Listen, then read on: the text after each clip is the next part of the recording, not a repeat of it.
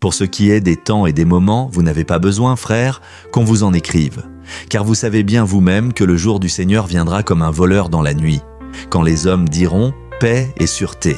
Alors une ruine soudaine les surprendra, comme les douleurs de l'enfantement surprennent la femme enceinte. Et ils n'échapperont point. Mais vous, frères, vous n'êtes pas dans les ténèbres pour que ce jour vous surprenne comme un voleur. Vous êtes tous des enfants de la lumière et des enfants du jour. Nous ne sommes point de la nuit ni des ténèbres. Ne dormons donc point comme les autres, mais veillons et soyons sobres. Car ceux qui dorment, dorment la nuit, et ceux qui s'enivrent la nuit.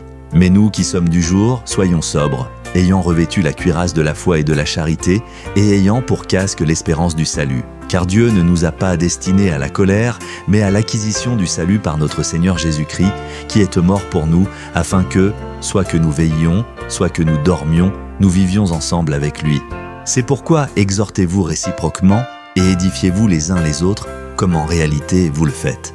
Nous vous prions, frères, d'avoir de la considération pour ceux qui travaillent parmi vous, qui vous dirigent dans le Seigneur et qui vous exhortent. Ayez pour eux beaucoup d'affection à cause de leur œuvre. Soyez en paix entre vous. Nous vous en prions aussi, frères. Avertissez ceux qui vivent dans le désordre, consolez ceux qui sont abattus, supportez les faibles, usez de patience envers tous. Prenez garde que personne ne rende à autrui le mal pour le mal, mais poursuivez toujours le bien, soit entre vous, soit envers tous.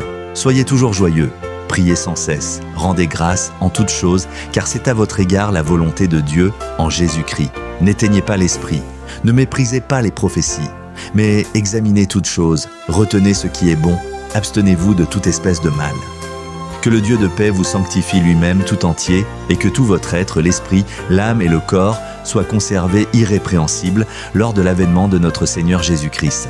Celui qui vous a appelé est fidèle, et c'est lui qui le fera. Frères, priez pour nous, saluez tous les frères par un saint baiser. Je vous en conjure par le Seigneur, que cette lettre soit lue à tous les frères. Que la grâce de notre Seigneur Jésus-Christ soit avec vous.